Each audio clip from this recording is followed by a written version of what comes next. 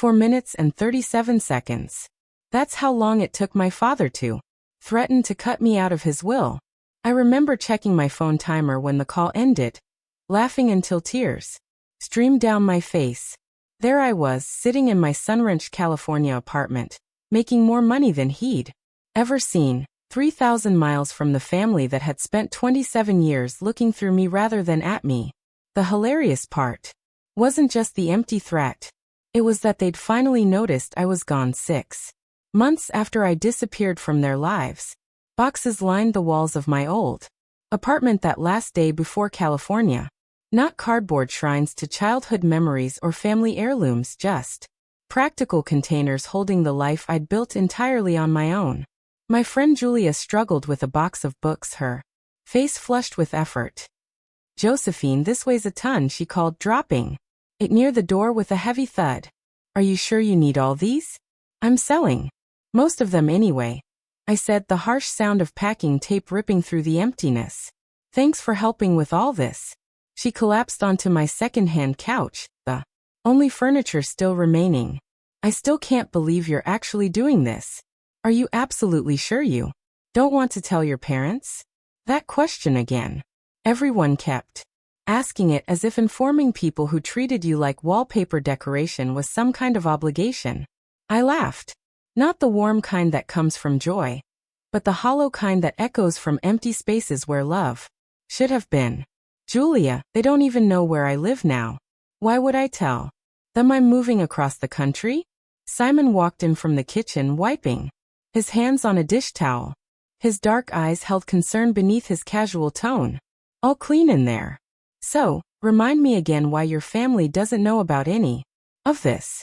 I sank down onto the hardwood floor, the cold seeping through my jeans. The sensation anchored me as 4 minutes and 37 seconds. That's how long it took my father to threaten to cut me out of his will. I remember checking my phone timer when the call ended, laughing until tears streamed down my face. There I was, sitting in my Sunranch, California apartment, making more money than he'd ever seen, 3,000 miles from the family that had spent 27 years looking through me rather than at me. The hilarious part wasn't just the empty threat. It was that they'd finally noticed I was gone 6 months after I disappeared from their lives. Boxes lined the walls of my old apartment that last day before California. Not cardboard shrines to childhood memories or family heirlooms, just practical containers holding the life I'd built entirely on my own. My friend Julia struggled with a box of books, her face flushed with effort. "Josephine, this weighs a ton," she called, dropping it near the door with a heavy thud. "Are you sure you need all these?" "I'm selling most of them anyway," I said, the harsh sound of packing tape ripping through the emptiness. "Thanks for helping with all this." She collapsed onto my second-hand couch, the only furniture still remaining. "I still can't believe you're actually doing this. Are you absolutely sure you don't want to tell your parents?" That question again. Everyone kept asking it, as if informing people who treated you like wallpaper decoration was some kind of obligation. I laughed. Not the warm kind that comes from joy, but the hollow kind that echoes from empty spaces where love should have been. "Julia, they don't even know where I live now. Why would I tell them I'm moving across the country?" Simon walked in from the kitchen, wiping his hands on a dish towel. His dark eyes held concern beneath his casual tone. "All clean in there. So, remind me again why your family doesn't know about any of this." I sank down onto the hardwood floor, the cold seeping through my jeans. The sensation anchored me as absolutely thrilled to pay for it. Full tuition, fancy apartment, spending money, everything he could possibly need. When I turned 18, they sat me down for a financial reality talk. They told me they'd already spent their education money on Elliot, so I'd have to figure it out myself. "Wait, what?" Julia's eyes widened. "They actually said that word for word. So I got a full scholarship to study computer science. Turns out I have a brain for it." I stood up, needing to move to do something with the energy coursing through me. I lived in the dorms, worked 2 part-time jobs for everything else, and basically stopped going home. The silence that filled the room wasn't uncomfortable. These were people who actually listened when I spoke. They stopped inviting me for holidays. Just sent generic happy birthday texts once a year. After graduation, nothing changed. I got a job at a software company, started working remotely, saved every penny I could. Meanwhile, my mom posts constantly about Elliot on social media. I pulled out my phone, scrolling to her profile. Look at this, pictures from his promotion party 3 months ago.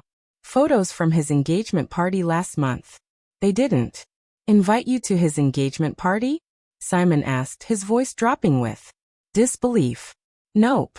But I'm not surprised anymore.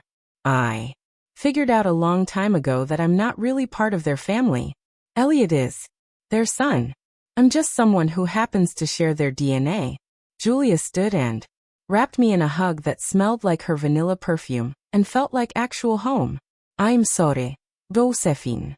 That really sucks. It's okay. I'm over it now, and I meant it. That's why I'm excited about this move. I got an amazing job offer from a tech company in Silicon Valley. The salary is almost double what I make now, and the work is cutting edge. It's a fresh start. That's awesome, Simon said. You deserve it. Thanks. And the best part, I didn't have to ask anyone for help. I handled everything myself, found the job, negotiated salary, secured an apartment in California, arranged the entire move all by myself. Julia grinned. Look at you being all independent and successful. I am proud of myself, I admitted, the words feeling strange but good on my tongue. I've been saving for years, and with this new salary, I should be able to buy my own house within a year or two, somewhere quiet with good internet. That's all I need. We finished packing in comfortable silence, then ordered pizza and sat on the floor, eating it straight from the box. The empty apartment felt like shedding skin. Strange but liberating. So, what's your plan for tomorrow? Julia asked, wiping sauce from her chin. Flight leaves at 2. These last few boxes are coming as luggage, and everything else is already shipped. The apartment's decent. Nothing fancy, but it has a view of the mountains. I start work Monday. Have you told your grandmother about the move? Simon asked. My expression softened instantly. Yeah. Called her last week. She's the only family member who's ever actually cared about what I'm doing. My grandmother was my father's mother, and somehow the compassion gene had skipped a generation.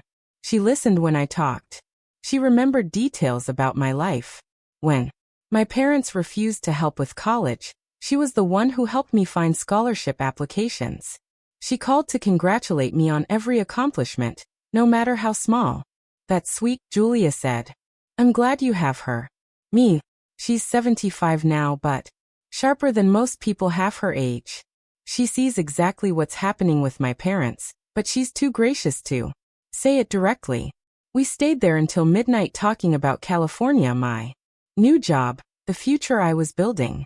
These were my real family, the people who noticed when I walked into a room, who celebrated my victories, who actually knew where I lived. After they left, I sat cross-legged in the center of my empty apartment.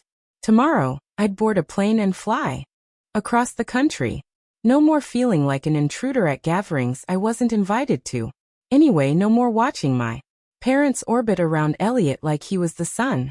Just me, my career, and the future I was creating for myself. 6 months later, I discovered that sometimes the best revenge truly is a life well lived. I was sitting in my California apartment on a random Tuesday morning. The mountain view never got old. Jagged peaks against blue sky, the kind of scene people pay to see on vacation. I could see them from my desk while I worked, from my kitchen while I made coffee, from my balcony where I often sat in the evenings watching the sunset paint them gold and purple. The job was everything they'd promised and more. My boss actually valued my input. My coworkers were brilliant and genuinely friendly. The salary let me save money at a rate that still sometimes made me check my bank account twice, convinced there must be some mistake. During lunch breaks, I'd been browsing real estate listings, actual houses with yards and updated kitchens. The kind of place where you could imagine growing old. For the first time, I felt like I belonged. Somewhere. Then my phone rang. Unknown number. I almost declined it, but some strange instinct made me answer. Josephine. My father's voice sharp with irritation. Not surprised, just annoyed, as if I'd kept him waiting. I couldn't remember the last time he'd called me. You need to come home for dinner next Saturday. Not hello, not how are you. Just a demand delivered with absolute confidence that I would comply. Classic dad. What dinner? I asked, though I was already certain I wouldn't be interested in the answer. Elliot's fiancé's parents want to meet you. They're traditional people and family is important to them. They found out Elliot has a sister, and they want to get to know you. This is important for Elliot's future. I'm sure it was.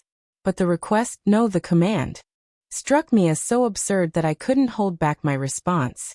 I'm not coming. A pause. What do you mean you're not coming? The anger was building in his voice, that familiar edge that had made me shrink as a child. But I wasn't a child anymore. I mean exactly what I said. I'm not coming to your dinner party. Why not? And then something broke loose inside me. Not anger, but a kind of wild, liberated amusement. I started laughing. Not politely, not nervously, but deep, uncontrollable laughter that bent me double. What's so funny? Dad demanded. This entire situation is hilarious. You want to know why I'm not coming? I'll give you 3 reasons. First, we don't have a perfect family. You have a beloved son. That's Elliot, and an afterthought. That's me. Second, I'm not going to pretend to be part of some happy family reunion for strangers, just because it's convenient for you. And third, I paused, savoring the moment. I can't come to dinner because I moved to California 6 months ago. Dead silence on the other end. I could almost hear his brain struggling to process this information. You moved to California without telling us. Why would I tell you? You never asked where I lived before. Then he exploded. How dare you move across the country without telling your family? What's your address? We need to know where you are. I was still laughing. Dad, do you remember my old address? The one where I lived for 3 years? He didn't answer immediately. Josephine, that's not the point. Actually, it is exactly the point. You don't remember because you never cared enough to know. You've never been interested in my life, so why would I tell you where I live or what I'm doing? Josephine, you can't just. I hung up. My phone immediately started ringing again. Dad's number. I declined. Then Mom called, then Elliot. I let them all go to voicemail. Then the text started pouring in. Mom, Josephine, family is important. We shouldn't fight like this. Elliot, come on. Josephine. Just show up for one dinner. You can go back to California right after. Dad. This is ridiculous. Call me back. More calls, more texts. It was as if they'd suddenly remembered I existed and weren't happy that I wasn't jumping when they snapped their fingers.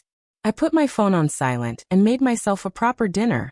Salmon with roasted vegetables, the kind of meal I never had. Time to cook when I was working multiple jobs to support myself through college. The entitlement in their messages was staggering.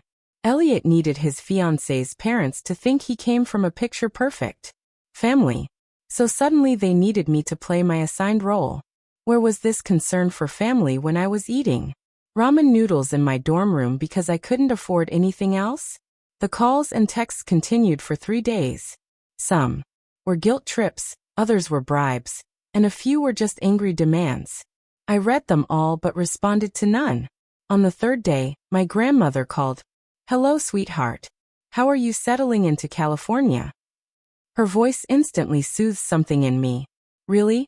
Well, actually, I love it here. I'm so glad to hear that. Listen, your parents asked me to call you. I sighed. Let me guess. They want you to convince me to come to Elliot's dinner thing. They do. But before I say anything else, I want you to know that I'm not going to pressure you. I understand your family situation. And I understand why you don't want to go. Thank you, Grandma. That means a lot. Your parents are upset that you moved without telling them. Grandma, they didn't even know where I lived before. How is that my fault? It's not your fault, sweetheart. I've watched this family dynamic for years, and I know how they've treated you. I've tried to talk to your father about it, but he doesn't want to hear it. After we hung up, I felt lighter. At least someone in my family understood. Saturday came and went. I spent it hiking in the mountains near my apartment, breathing clean air, feeling free. Sunday morning, Dad called again. Josephine, we had to tell Elliot's future in-laws that you were sick and couldn't make it to dinner. Okay. I kept my voice neutral, offering nothing more. The wedding is in a month. You need to be there. I'm not coming to the wedding either. Josephine, this is Elliot's wedding. You have to come. No, I don't. His voice dropped to that dangerous register I remembered from childhood. The tone that meant consequences were coming. If you don't come to this wedding and show Elliot's in-laws that we're a normal, loving family, I'll disinherit you. I'll cut you off completely. I nearly dropped the phone because I was laughing so hard. You'll disinherit me, Dad. I make more money than you, Mom and Elliot combined. I don't need your money. Silence stretched between us, heavy with realization. Is that true? About your salary? If you'd ever bothered to ask about my life, you'd know that I work for a major tech company and make a very good living. His tone changed instantly, warming with newfound interest. Josephine, we've always been proud of you. We just want you to come home so we can all be together as a family. I hung up without responding. An hour later, Elliot started texting about how proud he was of me and how he'd always thought about me and missed. It was pathetic. Now that they knew I was successful, they suddenly wanted me back in their lives. The only thing that had changed was the value they now believed I could bring to the family image. I blocked their numbers and deleted their contacts from my phone. I was done with all of them. A month passed, the most peaceful month I'd had in years. No calls from my parents, no guilt trips, no demands. Just me, my work, and my California life. I'd narrowed my house search to a few promising properties. There were some beautiful places about an hour outside the city, quiet neighborhoods with good schools, even though I didn't have children. I liked the stability of it, the permanence. My phone rang on a Sunday afternoon. My grandmother's name lit up the screen. Hello, sweetheart. How are you doing? Really good. I'm looking at houses online. I think I found a few I want to see in person. That's wonderful, Josephine. I wanted to tell you about the wedding and I have some photos to send you. Oh, how did it go? It was tense. Your parents were not happy that you didn't come. They kept making excuses for why you weren't there. And it was obvious they were uncomfortable. What kind of excuses? First, they said you were still sick. Then they said you had to work. Then, they claimed you were traveling for business. The bride's parents didn't seem to believe any of it. I leaned back on my couch. That must have been awkward. It was. And Elliot looked disappointed. The whole time. He kept checking his phone, probably hoping you'd change your mind and show up. Well, that's not my problem. No, it's not. But Josephine, there's something else you should know. A few days before the wedding, the bride's parents had a very unpleasant conversation with your parents. I sat up straighter. What kind of conversation? Apparently, they did some research about your family. They found out that your parents had basically ignored you for years, and that Elliot was clearly the favorite child. They weren't happy about it. Really? Really? From what I heard, they told your parents that they were disappointed in how they treated you. And they questioned whether Elliot came from the kind of family they wanted their daughter to marry into. I felt a surge of vindication wash through me. Wow. That's actually kind of satisfying. Your parents and the bride's parents ended up having a significant argument. The whole wedding had this uncomfortable atmosphere. Everyone could tell there was tension. Did the bride's parents say anything to Elliot? I think they talked to him about it. Yes. I heard from your cousin that they asked him why he'd never mentioned having a sister and why you weren't involved in his life. What did he say? I don't know exactly, but apparently it didn't go well. The bride looked upset during the entire ceremony. When Grandma sent me the photos later that day, I studied them on my laptop. My parents wore stiff smiles that didn't reach their eyes. Elliot kept glancing around like he was searching for someone, probably me. The bride's parents looked stern and deeply displeased. I couldn't have scripted a better outcome if I tried. The next morning my grandmother called again. Josephine, I wanted to update you on the family situation. What's happening now? Well, it seems the bride's parents are still asking questions about why you weren't at the wedding, and they're not satisfied with the answers they're getting. Good. Your parents are starting to panic. They've realized that their treatment of you might actually affect Elliot's marriage and his relationship with his new in-laws. That's their problem, not mine. I know, sweetheart, but I think you should know that they're beginning to understand that their actions have consequences. She was right. And meanwhile, I had everything I needed. My career was thriving. My apartment felt like home. My savings account grew every month. I was looking at houses, making friends at work, hiking on weekends. My life was good without them in it. How are you doing with all of this? I asked her. I'm fine, dear. I've been watching this family dynamic for years and I always knew it would catch up with them eventually. I just feel bad that it took this long. You were always good to me, Grandma. You're the only one who ever cared about what I was doing. You're a good person, Josephine. You always have been. Your parents just couldn't see it. After we hung up, I felt vindicated, but mostly just relieved that I wasn't part of their drama anymore. I spent the rest of the day looking at real estate listings and found a house that seemed perfect. 3 bedrooms, 2 bathrooms, a nice yard, and excellent internet service. It was about an hour from my office, but since I worked from home most days, that wasn't an issue. I called the realtor and scheduled a viewing for the next weekend. The price was well within my budget. I could put 20% down and still have plenty left for furniture and emergency savings. That night, my phone buzzed with a text from an unknown number. It was Elliot. Josephine, I know you blocked our numbers, but I got a new phone. We need to talk. I stared at the message for a moment, then deleted it without responding. 5 minutes later, my in-laws are asking questions about you. This is affecting my marriage. Delete. Please just call me back. I know we messed up. Delete. Josephine, I'm sorry. We all are. Can we please talk? I turned off my phone and finished making dinner. I wasn't falling for this. They were only sorry because their actions were finally causing problems for their precious Elliot. I ate dinner on my balcony looking out at the mountains. Tomorrow I was going to email the realtor about that house. It's been a year since I moved to California and I'm standing in the kitchen of my own house. My house. I still can't believe I actually did it. 3 bedrooms, 2 bathrooms, a yard with fruit trees, and the fastest internet connection money can buy. I'm making coffee when my phone rings. It's my grandmother. Hi, Grandma. How are you? I'm doing well, sweetheart. How's the new house? It's perfect. I love it here. I've got my home office set up exactly how I want it, and I can work from home whenever I need to. The neighborhood is quiet and my neighbors are really nice.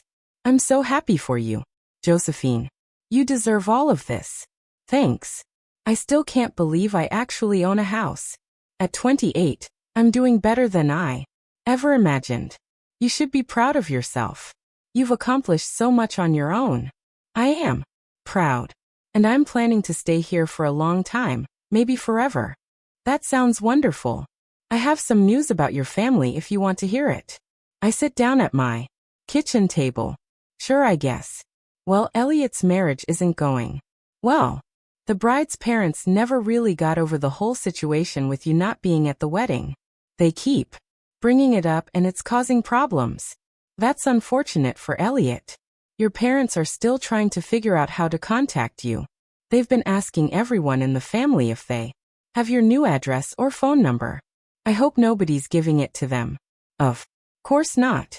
I told everyone that you deserve your privacy, and that if you wanted to talk to your parents, you would reach out to them. Thank you for that. Your father Calls me every few weeks asking me to convince you to come home for a visit. I keep telling him that's not my place. He says they miss you and want to make things right, but then he usually mentions something about how successful you are and how proud they are of you. Now. So they still don't get it. No, they don't. They think this is about money or success. They don't understand that it's about how they treated you for your entire life. After we hang up, I walk through my house, my living room with its comfortable couch and large TV, my office with everything I need for work, my guest room ready for when Julia and Simon visit next month. I think about what my grandmother told me. A year ago, I might have felt something about Elliot's marriage problems or my parents' regrets. But now I feel nothing. Not anger, not sadness, not guilt, just nothing. I made the right choice moving here and cutting contact with them. My life is immeasurably better without their drama, their demands, and their sudden interest in my success. I'm sitting on my back porch that evening watching the sunset paint the sky in shades of pink and gold when my phone buzzes with a message from another unknown number. Josephine, this is Mom. I got a new phone number. Please call me. We need to talk. I stare at the message for a minute, then delete it. 2 hours later. Josephine, I know you're getting these messages. Your father and I realize we made mistakes. We want to fix things. Delete. We know you're successful now and we're proud of you. We should have been better parents. Delete. Please just give us one chance to explain. Delete. Elliot's marriage is in trouble because of this situation. You're our daughter and we love you. I laugh aloud at that one before deleting it, too. The messages keep coming over. The next few days. Mom, Dad, Elliot, even relatives I barely know. They try different approaches. Guilt, pride, family loyalty, even threats. But I don't respond to any of them. I block the new numbers as they come in. I change my phone number and only give it to people I actually want in my life. I make sure my address isn't listed anywhere online. A month later, I'm having dinner with coworkers when one of them asks about my family. Do you have siblings? She asks. Nope, I say, without hesitation. Just me. What about your parents? They're not really part of my life anymore. Oh, I'm sorry. That must be difficult. I take a sip of my wine and smile. Actually, it's not difficult at all. It's been the best decision I ever made. And I mean it. I don't miss them. I don't wonder what they're doing. I don't feel guilty about not talking to them. I'm just living my life. 6 months later, I get a promotion at work. My salary increases by another 30%. And I'm now leading a team of developers. My boss tells me I'm one of the most talented programmers she's ever worked with. I celebrate by buying myself a new car and taking a vacation to Japan. I send my grandmother photos from Tokyo. And she's thrilled for me. You're living your best life, sweetheart, she says. When I call her from my hotel. I really am, Grandma. I'm happier than I've ever been. That's all I ever wanted for you. When I return from Japan, I find a letter in my mailbox. It's from my father and somehow he found my address. I don't even open it. I just throw it in the trash. I don't need their explanations or their apologies or their regrets. I don't need their inheritance or their approval or their conditional love. I have my house, my career, my friends, my grandmother, and my future. I have everything I need. I'm planning to expand my house next year, maybe at a home gym and a bigger office. I'm thinking about getting a dog. I'm considering taking graduate courses online just for fun. My life is full and happy and peaceful. I make my own choices, solve my own problems, and don't have to deal with anyone else's drama. Sometimes I wonder what would have happened if my parents had treated me differently when I was growing up. If they had supported me, encouraged me, been proud of me. But then I realized that if they had, I might not have become as independent and resilient as I am now. Their neglect forced me to build my own life, to find my own worth, to create my own happiness. And honestly, I wouldn't change a thing. Thanks for listening. And if you liked this story, Share it with someone who needs to hear that family is who values you, not just who shares your DNA. Don't forget to comment and subscribe for more stories about finding your worth in unexpected places. Sometimes the greatest inheritance is the strength to build a life entirely your own.